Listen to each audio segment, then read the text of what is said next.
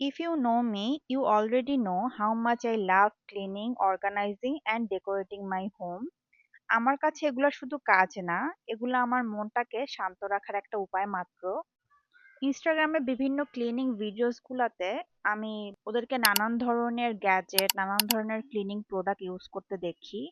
আসলে আমার দেশে এত কিছু অ্যাভেলেবল নাই। তারপর আমি সবসময় চেষ্টা করি বাংলাদেশের নতুন কিছু যা আসে সেটা নিয়ে কাজ করার। রিসেন্টলি আমি একটা পেজে এই ইলেকট্রিক ক্লিনিং ব্রাশটা দেখলাম। ৫ রকমের ক্লিনিং টুল দেওয়া আছে, একটা স্টিল উল, একটা স্পঞ্জ, একটা পলিশার, একটা স্কারিং প্যাড আর ব্রাশ।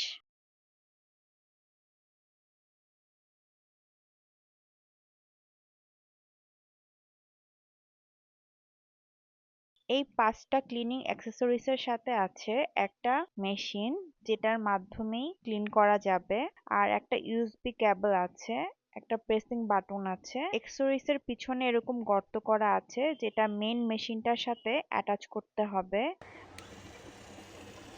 প্রথমে ব্রাশটা দিয়ে আমার এই ময়লা বেসিনটা ক্লিন করে দেখি কেমন হয়।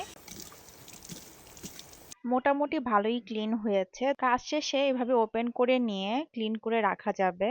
তবে মেন মেশিনটা কিন্তু পানি দিয়ে ধোয়া যাবে না। মেন মেশিনে পানি গেলে মেশিনটা নষ্ট হয়ে যেতে পারে। তবে ক্লিনিং ব্রাশগুলা সুন্দরভাবে ক্লিন করে রাখা যাবে।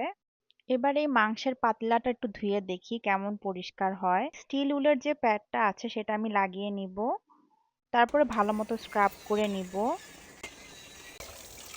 পাতিলাটা ভালোমতো ক্লিন হলেও সাইডের চিপা জায়গাগুলায় ঠিকমতো ক্লিন হয় নাই। তবে আমার কাছে যতটুকু মনে হয়েছে প্লেট, ছোটখাটো বাটি অথবা চুলার আশেপাশে মোছার জন্য খুব ভালো কাজে দিবে।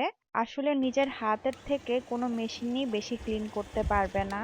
তো আজ এই পর্যন্তই। আল্লাহ হাফেজ।